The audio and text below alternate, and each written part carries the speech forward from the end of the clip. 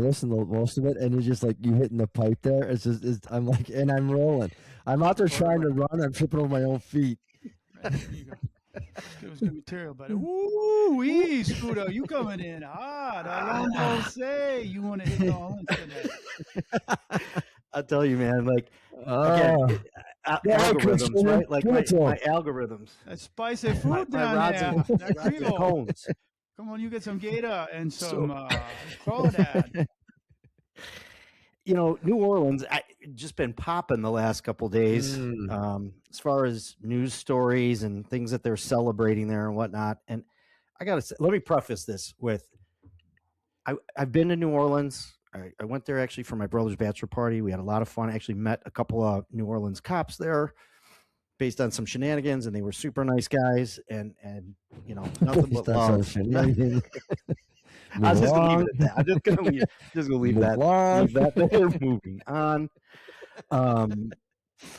But this police chief, right? Like, just after we're getting past the last year of the guy driving through the downtown, right, and killing all these people, and this stupid ass chief, Grandma Sally looking old lady. And again, nothing against female police chiefs, okay? But let me tell you, what do we always talk about? Command presence, right? Like command presence. And you don't have to be the biggest, yoked out, Minneapolis police chief, with tight sleeves and stuff. But, this lady, this woman, police chief, she's a joke. And it was no clearer last year when she said, we didn't even know that we had these meridian barriers that we could have put in the street to keep people from mowing people down. You know what I mean? Which that one right there, people should have been looking at, maybe it's time to look for a new police chief. Look at this lady. What kind of street cred does she have? They always talk about leaders who are so long gone, so far gone from the road and the activity and whatever, that they just kind of get oblivious to what really goes on. And this lady, she's a goof. And so it must have, my phone knew what I was thinking, and it pops up the other day that the New Orleans police chief, she's announcing that they had a recruit that's arrested by ICE. And we've heard there was actually one of those here in Illinois not too long ago, and I think we were, laughing about that a little bit, but she explains it away. I mean, she just looks so clueless, and she's standing up there. I mean, she looks like Granny from the Beverly Hillbillies. Right? She's got that. She looks like she should haircut, doesn't she? Yeah, I mean, it's such a bad look. She doesn't even look professional. Okay, no. Like again, it's not. I'm not making about men, women, whatever. But you just don't look professional. You don't have any type of command presence. And every time it seems like we're hearing a story about you, it's some stupid shit going on with your police department. Like now it's hiring things, and she's explaining it away about, this recruit had a driver's license and a social security number, and we were really blindsided by this recruit's arrest. And I'm thinking, what kind of process do you have? What is your process? Yeah, there's nothing in the packet. I mean, there's nothing in the packet. Hired, right. And when we got hired, you go through everything. They want references. They want to know everywhere you've lived, where you were born, your bank accounts, people that can vouch for you. Some agencies will go as far as talking to your neighbors.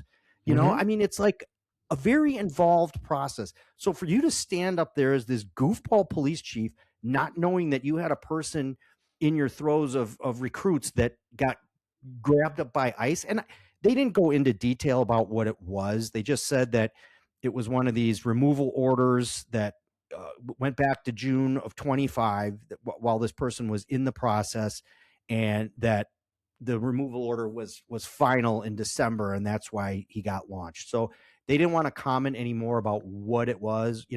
Was it something like an overstay or, whatever? Okay. But still, how are you not being thorough enough to better screen your people that are applying for? But again, even if it's on a work visa or visitation visa or some type of visa, you gotta produce it that shows an expiration date. Wouldn't you think?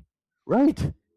I mean, this does not seem complicated to me. And this is someone who's running a giant police organization who's had some questionable leadership, questionable decision making, planning, and preparation.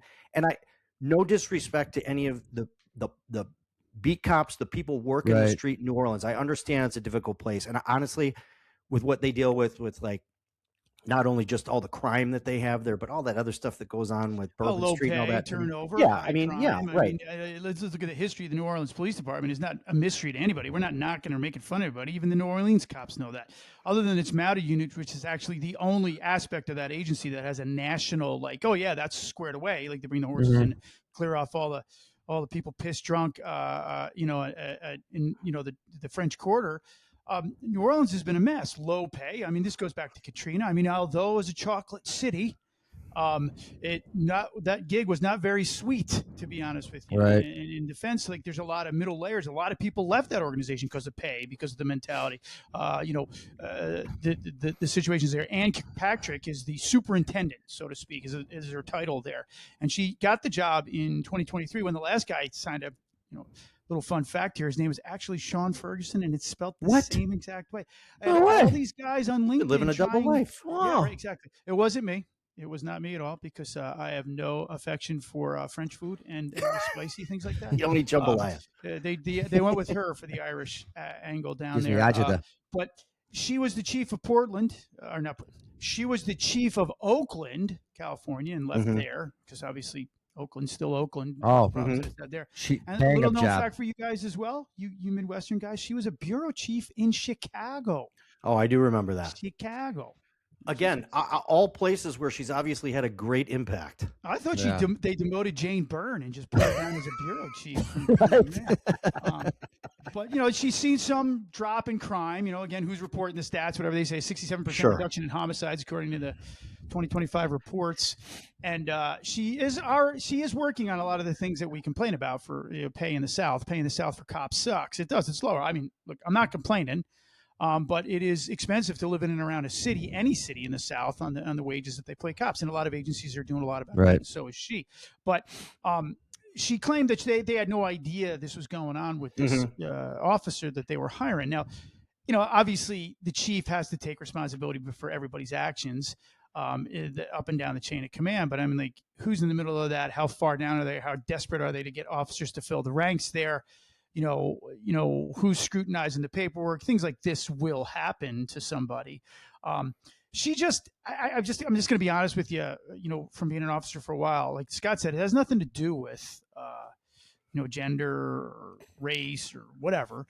It's just she doesn't emit this feeling of confidence in you as an officer. No. And then watching her in press conferences and things like that, like, again, maybe that's not fair, but you're the chief. This is your world. It's not like, hey, I expect you to handcuff somebody really efficiently or do a takedown or anything like that. You're the fucking chief. You don't have to worry about that. I got to worry about that stuff. But when you're at the top, you got to be somewhat eloquent and somewhat, confident, squared away in your officers and things like that. But I mean, it's like everything else. Every other cities are run by Democrats. They want to pick people that are diversity candidates. I'm not saying she's that either. But again, this is the same old tired story over and over and over. It is. You know what I mean? I mean, and to me, this goes beyond just her not knowing. Like, what kind of detectives you got? Like, you're going to tell me the detectives that did your background or whoever did your background, nobody came across the fact that he probably had a driver's license for off of a visa, that it's temporary. Right. Nobody knew. And here's the other thing. What I actually put an email out to a contact of mine. How did ICE know? How did ICE find out that this guy was and the same guy in, what was it, Orland Park or whatever it was in Illinois? Like, how did you know? Because something had to come through for the feds to know. Because unless I'm thinking it hit off the fingerprints, right? Like, I mean, that's what I was thinking too. Yeah, that's what I was thinking. What was he wanted for from ICE? Was it like, was he the worst of the worst, or what? No, I mean, they didn't. No, it was just a visa. They didn't want to say, and again, what I'm sure he was not like a violent criminal, and maybe it's just an overstatement. Well, still, it's just such no. It wasn't the fact he was a violent criminal, but it's the fact that when I was talking to a friend of mine, it was the fact that you really can't let these people be policemen just for the mere fact that once they start getting into cases, if they were getting into cases, and this is found out 2 years from now, 3 years from now, no matter what they did, they're technically not supposed to be policemen. So all those cases are dropped. Everybody gets out of jail. It becomes a mess. So, it was just, it popped up, and however I'm assuming by the fingerprints, they just went and they made the arrest based on the information that they had or the warrant that they had. So, and again, you're not running them through national database. I mean, like, how, like, I don't. Well, and that leads to my next problem. Here we go. It's like Festivus, like Got a lot of problems with you people. Problems with you people. So I won't say this guy's name. I won't do that. But whatever, again, my algorithms are just blasting me with New Orleans PD shit all of a sudden. And this was on Facebook, and it was a guy, an officer from New Orleans PD, who left, went to law school, and came back and was getting sworn back in. Now you think like, oh, that's okay, that's impressive. Like, hopefully that increases his pay rate. Yeah, right. I mean, that's a good move if you probably want to move up the ranks. And we've known a couple people here and there with law degrees, and so it probably is valuable. But they shouldn't have posted pictures of it. I'm just going to say that. Like, I mean, it goes back to, okay, am I a few pounds heavier than when I started? Of course I am, right? Still, can I run 1.5 miles as fast now I did at 25? No. I mean, maybe with my inhaler if I got in my pocket, but hitting that along the way. But this guy, it's just, they're not flattering pictures. I mean, this guy's like morbidly obese, and they're like, welcome back. And you got like the muffin top over the holster, and come on, man. Like, and then it says, well, adds 100 extra pounds. It does. So, it was a bad angle. He should have done it with a body cam. And so, and then his buddies hugging him and congratulating him. And I see that he's got like an FTO rocker on his sleeve, which I think that's cool that agencies do that. Like that they let people know that people are FTOs. I think it's actually, but these two couldn't get their arms around each other to hug in the picture. I thought it was a DT class and they just took up sumo wrestling. And this guy's got, the FTO guy's got a cuff case on the back of his duty belt that has been under severe pressure for many years. It doesn't even look like you can hold a pair of handcuffs. And I'm like, come on, man. Why are you giving your handcuff case to Chad? Well, he'll take it in real quick. It gives new meaning to Fat Tuesday down there, I tell you what. I mean, oh my God, they promoted the baby. That's the fat little baby from the king cake. I think they're getting paid in beads and those green hand grenade drinks down there. Because I'm thinking if this guy took his shirt off, somebody might be throwing beads at him. Come on. All right. It's the honestly only profession left. That was that in the military where you can body shame people. I know people. We're standing right. Oh, this is not right. But seriously, body shaming, like on this, on the street, he's getting called names by people. He absolutely, if he's on the street working the street, what's up, right, but it is a reality. It is a reality. I mean, when you look at that, there's an expectation of the people, no matter how much we're paid, that physically we can handle the work that's before us. Because that is like literally synonymous with when you look at a guy that's that big, you're like, well, he's going to be out of the game pretty quickly. He's going to fatigue really quickly. And what that gives, like, credence to is what they complain about with women. Oh, you're smaller, so that means you can use deadly force that much quicker if you're being overpowered. And a lot of women will say that's bullshit. That's not the truth at all. That's not the case. But the courts support that. Now, would they support that if a guy is, let's say, 150 pounds overweight? Like, you were allowed to use deadly force because you became fatigued simply getting out of your car. This is something that's a reality, folks. We're joking about it because it's, again, laugh to keep from crying. But the guy went away to law school. Obviously, he was hitting the books. They must have had a really good buffet at that law school or something like that. But the bottom line is, like, you look at it and you say, that is law degree, great. Physical fitness, body, like taking care of yourself health-wise, not so good. You got to get on it. I mean, we have to be well-rounded as cops. Right. No, that's, I mean, figuratively, not literally. Yeah. I had to make sure I had those two words. But hey, look, I mean, I think about it like this. You try to stay you're never as good as you were when you first started, right? And you try to stay healthy and you try to stay fit. And sometimes when you experience one of those moments of chasing someone or fighting with someone, or especially someone who is like, oh shit, like bigger than me, stronger than me, younger than me, you know what I mean? Like that is when your reality sets in. Not being able to get a bag of chips. Right. And we've worked with officers that were like that, and it was like a running joke, and it's not funny. And you know, every department is different, and where we were all together, you know, we had a fitness test. Of course, there was people that like thumbed their nose at it because they said, you can't tell me what kind of shape I have to be in and whatever. Right. And it's like, okay, we were incentivized to be in shape. You shouldn't, in my opinion, have to be incentivized to be in shape, but we were, you know, and whether it's time off or pay or whatever it was. But there's also like, to me, and I don't know if it's just because of who I am or, you know, the things that I did during my job, like I felt like I always wanted to at least try to keep up with the up and comers and the younger people. Right. You know what I mean? Like I didn't want to be a guy that got called a fucking old guy and, oh, he's slow and fat and he can't do shit. You know what I mean? Like I didn't want that. Like, to Chris's point, we're some of the most ruthless dudes and men and women both against ourselves in this profession. Right. Like people will tell you, like, you know, you got 3 chins, like lay off the ice cream, you know? I mean, like, and to see that, I mean, it's disturbing to me because I'm sure the guy's a great guy. He's obviously very intelligent, whatever. I'm sorry I'm busting on you a little bit, but you know what? Like we say, there's an appearance, there's a level, there's an expectation. The public sees you every day, right? And the public is expecting, like, I'm paying, you know, money as a taxpayer and you work for me and like all those things that people always say to us. And they see somebody who like needs 2 hands to pull themselves out of a car or can't run a city block without being totally winded.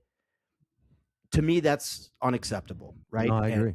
But agencies should have a plan or try to help you with that. Like maybe they, you know what I mean? Like whatever. It just, I don't know. Here's coffee with semi-glutide in it or something. I don't know. Like, you know, I mean, give the jab. So, you know, do you guys realize that law schools now are 60% female? Really? Did you know that? Oh, really? That has nothing to do with being fat. It's just it's 60%. And here's my plan for this guy. Literally, come back to your law school reunion, and you were once the ugly duckling, and now you'll be the beautiful, thin, you know, like guy that gets all the girls because they're 60%. I just think you got 20 years to do it before your reunion. Right, exactly. This is a good plan, I think. And let me just reiterate: this is not a blanket on New Orleans. I'm sorry, it's not. We're lawyers. There's been these couple of things popping, and I'm sorry. The feeds that are coming through have not been the most flattering. So hopefully, you know why the media posted that? There was one real reason that they posted that, and it had to do with the guy's weight and how those pictures looked and everything else. I don't care what anybody says. Like, right. Yeah, that would seriously. Those are the only guys that are graduating from law schools that are cops. Everybody knows a guy that's a lawyer at their agency or a guy's going to law school. Yeah, The media posted that picture. Well, it's the same thing. They wanted to celebrate the image of how big that guy was. Like, look, it undermines his accomplishment as an attorney, but in the same sense, the reality of it is stop giving them material to make us look bad. No, right. It's like the clown in Minneapolis, the chief there that comes out with those medium shirts.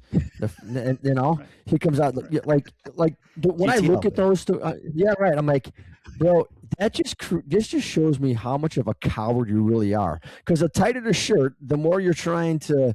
You know, you're trying to make up for the lack of probably your bravery, and then you're yelling at me with that medium shirt that you're going to arrest the policeman. You know what I'm saying? Like and to Sean's point, they put that out there just because this big tough cop allegedly he's telling his policeman, you know, you got to go against ICE and all. It's just it's just dumb, stupid political moves. I don't get it. Well, that is my. I'm done on that. I'm done on New Orleans. I'm gonna leave Chief Grandma alone, and I'm gonna leave this newly minted attorney alone. Yeah, sorry, move on to better news. Spitfire for all we know. Maybe Superintendent Kirkpatrick. Maybe. Maybe. That's what I'm thinking. Anyway, Maybe she can crochet me something. right. Wow. Anyway, well, in that vein, we've got a great report that came out. Well, it appears to be a great report for 2025. Officer-related fatalities are down. Scott's got some material on that he wants to share with us about that, and we'll give you some of our feedback on what our thoughts might be from still doing the job and being so closely related to it on so many other levels. But it sounds a bit promising when you read the headlines. But you dig into things a little bit like cops should do, and we'll see some of the details on how tenuous it might actually be. Yeah, so there's been stories out there. The one I'm referencing is from Police One, but there's a new report that they went with from 2025 that deaths of on-duty law enforcement officers in the U.S. decreased by nearly 25% in 2025, and this is according to an annual report that they put out. And this report is from National Law Enforcement Officers Memorial Fund. And so they put this out about a week ago. And they said that it shows a drop in all categories of fatalities from 148 total deaths in 2024 to 111 last year. And, these are varying categories. It's officers that are shot, officers that are run over. I don't think they included, it's sad to think one of the things that they don't include is suicide, although they did talk about that they may add that. But again, when you go back, it's always great to hear these stats, and it's a great thing to hear. It may be a little bit skewed because they at one point were including COVID deaths in this, and so a lot of that fell off. And there was a few, actually, there was still some officers that were included in that were complications from 9/11, which I was surprised to read that. But yeah. We'll go into it. But what they're talking about is now with the shootings part, it didn't decrease the number of officers that were shot, but it decreased the number of officers that were killed by being shot. Right. And they attributed some of that to, again, some better life-saving techniques that cops have been trained on, over the years now, the use of tourniquets, some of these stop the bleed kits, all these different things that people, I think, are getting way more training on than we were, 25 years ago. So hopefully that's part of it. And you see that, I think, even too, from some of these videos of officer involved shootings where even, a partner runs up on them and is throwing a tourniquet on them or something like that, because those things do save lives. So that could be part of it too. And, I don't know what you guys think, when it comes to some of that. But well, for me, it's a matter of, just like when we look at the public, we say, well, how many people were murdered in Chicago last year? Well, that number's down. But then you look at the flip side of that and you see the numbers of people that are actually still shot, and that number's high. So even the article itself says a lot of it has to do with timing, luck, and where this all went down at. You know what I mean? Right. The flip side of that, the one other point that I'm making, Chris, jump in here where you can, is that a lot of comments that are, in on these postings online that you see, like they always say, don't read the comments. Well, I do. And I see that a lot of cops comment and say, well, of course, a lot of cops aren't getting shot anymore because a lot of cops aren't out there doing anything proactive to get shot over. It's not, they've decided that it's not worth it. So, there's two sides to everything. Somebody can say, oh, you guys are just being negative about that, but there's some of the realities of it. It's better training, better equipment, but also more cops were actually shot. So, that's literally what turned the tide. Yeah, that's what turns the tide in a lot of the military operations. Like when we first get there, we're not really prepared for the tactics of the enemy. The numbers spike. And then we look at it and we say, all right, here's what we need to do to exfil people from the battlefield quicker, things like that. And you see more survivor rates, but you don't really see at the back end how many people were maimed for life, things along those lines. So again, even the article itself said, that could be tenuous. And based upon what you're seeing with the anger towards the police because people are misguided, like we've talked about in the last few shows, I'm not going to hold my breath for that. I'm going to, be safe, guys out there, anybody that's doing the job, and understand that. But, when you have leaders that like to whip people up into frenzies about how evil the police are, and we have a mental health crisis and access to weapons like we do in this country, I don't think that number is going to be a lasting number in my estimation. No, and it's good to hear. It's always good news to hear those numbers being down, but you do have to take it with a grain of salt. And I will say, the COVID one, like that they were using that. Right. I don't necessarily agree with that. I mean, that's that's a thing, and yes, and people were dying from complications of that, and but to use that in those numbers, I mean, because it doesn't specify like how many of those when they dropped off that statistic, right? How much did that change it? And there's some other oddball things in there, like they say like plane crashes and drownings and things like that. I mean, Well, I just think for me when I'm reading it, I'm like, okay, that's good, but then they bring in like this stuff like, well, but more officers were shot on duty. Well, you just said that they're down, but they're actually up from 342 to 347, from 24 to 25. But two lines, 4 paragraphs earlier, like, oh yeah, they're all good. But then you throw traffic related deaths in here, and then what are you talking about? When I go through it and I'm reading it, I'm like, good news that it looks like law enforcement, duty deaths are down, but it's just there's just so much like. I would guess it's like a loaded statistic. You're like, yeah, well, there's still tons of cops getting shot, just not as many are dying. I mean, yeah. And to go through, I'm like, it's almost like you're giving me reasons to not believe the story. I'm like, so. I mean, again, it's good news that they're down, and I hope it is. And again, I think it has to do with being trained on medical. Most of us carry tourniquets now, or we have a medical bag, and I think I think that has a lot to do with it.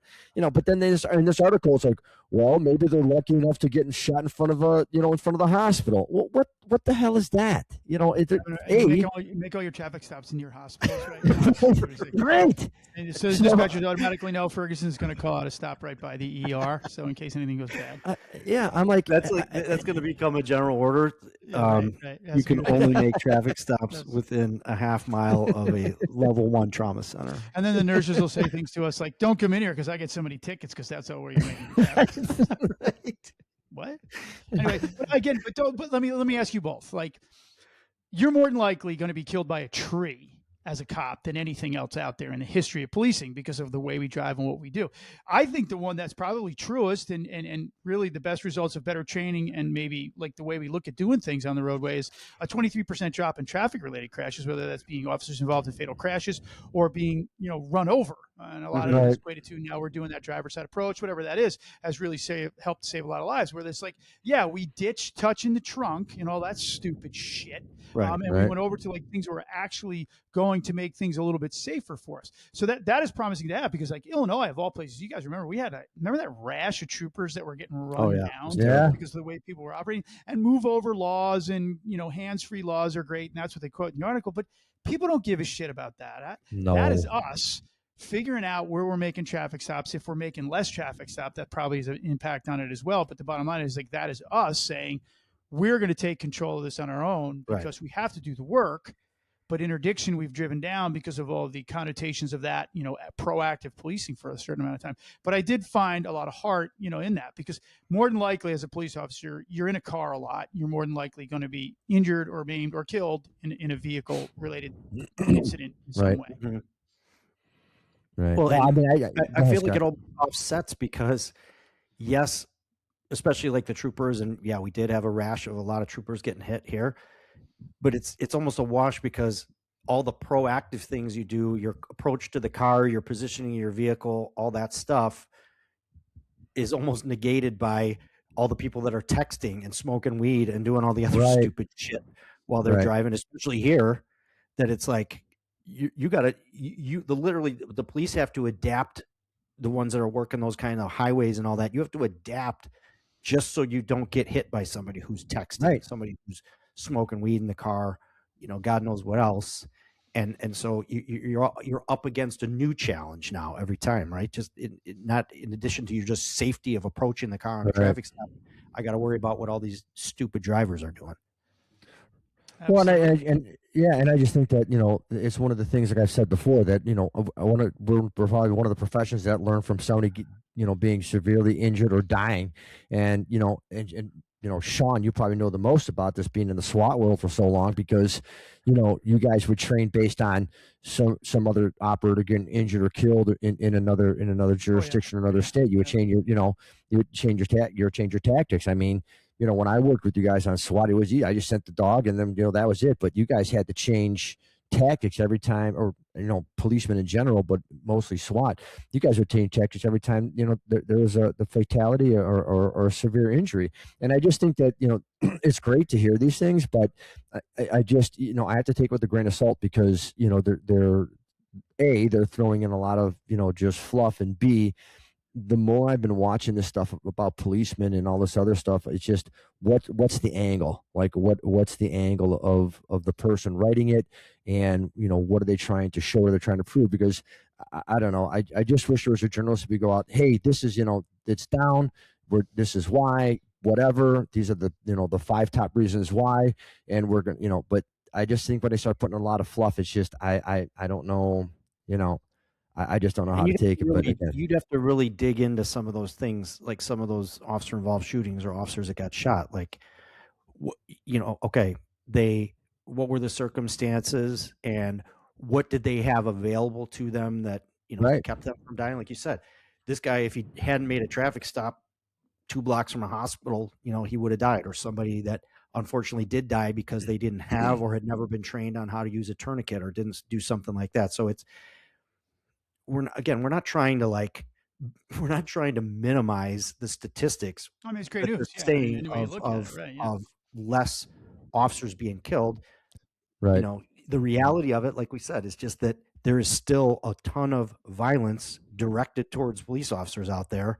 It's not like, oh, well, just everything's turning into sunshine. Nobody wants to kill the police anymore. Everything's great. Right. Right. I hardly think it's that at all. I mean, right. But definitely tenor out there that we've seen as of late that we're all law enforcement together, and a lot of people have a lot of rage towards ICE right now. And you work in a city that cooperates with the feds. You can get rolled up in a lot of that stuff as well. Like they shouldn't be. I mean, we've seen this past week in Minneapolis. Finally, people are throwing in white flags and saying, "All right, we need to get this under control because everybody's ratcheted it up so much that it needs to stop." Those are things that we need to be more concerned about, other than seatbelts and tourniquets and things like that. All that shit's important. Don't get me wrong, but the bottom line is one of the biggest issues for us right now is how divided we are as a society based upon our politics. And that is going to be the determining factor for police officers, I think, moving forward, and how our survivability rates are. There are organizations out there right now, like Below 100 is one. Look them up. Just do a quick Google search on them. And their whole mantra has been for years of trying to drive that number of below 100. When this report originally was being compiled, it looked like it was going to be that way. It was going to be our first year below 100 in, I don't know, like decades, I think is what they said. Yeah. I can't remember the exact number, but now that these numbers have been adjusted properly, things like that, you see we're just above it with 111. That's a low number by that standard. But the bottom line is like, and they always say, well, one officer's death is obviously something we should try to avoid. Yeah, obviously. Of course. But what we do is the nature of what we do is dangerous. And we can't, like we've always said, we're never going to be able to take a look at our work like somebody doing a job on a construction site. Like, well, this is entirely too dangerous. We are not going to do this. Sometimes we can't say that. Sometimes we have to go in to do that. Now, doing things unnecessarily unsafe, that is a leadership issue. Like somebody, being smart about it, whether it be an FTO or a supervisor or a commander. But the bottom line is, at a certain point, those orders we can't ignore. I can't be like, hey, I'm not going in there. We talked about that on the last show with the guy that was trying to get out of it from, Uvalde. Like, I just listened to what my chief said. I'm not going to go in there. Well, sometimes we don't get to do that because people expect us to do that, put ourselves at risk. You know what I mean? So they can be safe. Well, but again, I mean, it's just it's so crazy that everybody, and I'm listening to these things, and I just wish somebody would just come out and just spit out the truth, because like now they're talking about, you just hear all this crazy, well, now we really never landed on the moon, and now we never really did, only 200,000 Jews died. Like stop. Just produce the facts and let's make adjustments appropriately, because you can't live on a bed of lies to have not only, I'm not even talking about the police, but I'm talking about civilians being safe, because how can we make decisions, and how can we better prepare, and how can we be better, not only just for us, but for the people that we serve? The politics has gotten so crazy that, I mean, I think that with all of the adjusting and the moving and the lying and the the cover-ups and not coming out, and we're not supporting ICE, and they're not really law enforcement. I'm going to arrest people who do it. I just think that there's so much there that, like, you really have a hard time saying, what do I believe? And you have to go through each article and do the homework yourself. And then you can't always just Google it. You got to go. You have to go like to the third page to find out what the reality is. And I just think that, people just need to start doing their own work and come to the realization that, okay, still 111 policemen, getting shot is still a lot.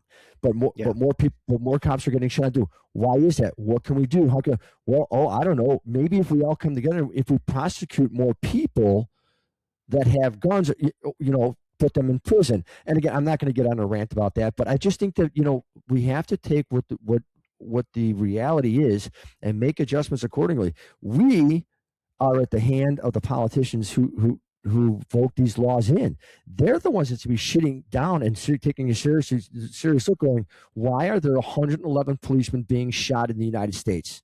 Not fluff it with, we give them tourniquets and that's down. It's great that it's down. But why are you not putting laws together or allowing policemen to do police work and have people to enforce laws, put the people in prison that can cause this? Because if they could do it to us, they can do it to civilians. Well, Chris, now that you're calm, let me just throw one thing out at you. Now that I wasn't going to go on a rant. Let me just throw out I think he just took his blood pressure medicine. One name to you right now to kind of get you back in your happy place. Don Lemon. I thought it's Don Lemon. Don Lemon. I don't know, but he changed it to Don Lemon. That's his alias because he doesn't want to be associated. I thought that was hilarious. That he's like, no, I was just reporting. Like, he completely violated the sanctity of the church. He's in there. We have to go into these places. We have to. Don Lemon is so full of shit. All the people that are calling out and saying that's a weak case or whatever. The bottom line is he got stuck because a message needed to be sent. Again, then I thought, here's the message, Chris. Imagine that happening in a largely Polish church. Don was never here. Right, exactly. He would have got this 10 pairs of black sandals. For you. Yes, exactly. Yeah. I mean, I just felt like he's got a gold-toe sock as a gag. They picked that church for a reason, likely because they didn't have anybody in there that was going to stand up to them. But there are a lot of churches in America, if they tried that. Hey, let me ask you this. You think Don Lemon would be brave enough to go into a mosque and do that? Of course not. No. Right. No. That's the hypocrisy of all of this and all of that garbage. Again, this is totally tangential here, whatever. But I think that's the most hilarious thing. It's like trying to be a cop and saying, and you're watching a video of these guys from Memphis, and they're just beating the fuck out of that dude until he's dead, and us trying to go, well, they were just doing their job. Right. It wasn't excessive. And if you're there and you're not stopping anybody from doing that, you're just like, you can go in there and say, hey, I was there. I didn't participate. I told them to stop, but I shouldn't be charged for this. Bullshit. Right. Yeah. You should be charged for that because you allowed it to happen. Don Lemon, you're so full of crap, and anybody that's trying to back him from that side it's garbage. There's a separation that needs to be happening there. You have an expectation of privacy and sanctity of that. And coming in there and interrupting that and screaming, I think that's going to end rather quickly because there's a lot of churches that I know of that I've personally sat in that would not have tolerated that without a response. And especially on the heels of them having an incident up there where there was people being shot in a church. I mean, come on. I mean, as a cop, imagine responding to that call. What are you going to do? That the face act is a federal crime. What do we do? Like, are we going to call federal agents in to come deal with that? I mean, I imagine we would. I mean, I work in a city full of churches. It's a beautiful city, and people are very faithful down here. But there are some horrific things that have happened in churches down here. And I'm sorry, just houses of worship should be off limits. I don't care what it is, man. Like that's Wait off for them limits. To come outside. That's off limits. Right. But like he's trying to act like he's some champion of freedom and standing up for what's right. Look, dude, you're lucky you didn't get your ass physically handed to you. I mean, seriously. Right. Yeah, come to my church. Vlaj and Stash. I don't know what happened. He was standing there. All these bear paw tuck pointing hands coming at you. The Knights of Kashmir. You know what I mean? Are you kidding me? And they work so hard, they actually don't have fingerprints. They're all like they're just ground concrete. They're just rubbed off. Well, I just hope to end this segment. When I was reading, I hope they hit him with the KKK law. I hope they just smack him hard with the KKK ruling. That would be. But the KKK guys are going to come out and protest that because of the black guy and the KKK. Wait, you can't. Black guy? You can't. You know what I mean? That's what they'd be all pissed off about. That's not going to get any support. Anyway, that unfolds. That's going to be interesting. See how that goes. That's going to be a good story. But we'll keep on top of that. So, everybody, thank you so much for listening to the show. Please go to where you get your podcast, do a download, leave a rating, a review, subscribe. Tell your friends, because we really are trying to make this world a better place by bringing out the truth and trying to bridge, the gap between police and civilians. Please go to 3copstalk.com, and you can get old episodes there, and you can leave a email there. And the emails can be whatever you want. You have a suggestion for a show, you want to be a guest, have a suggestion for guests, comments, questions, please leave it there. And you could also email us at 3copstalk@gmail.com. Otherwise, thank you so much for listening. I appreciate it. Please tell your friends, download, subscribe, and have a blessed day.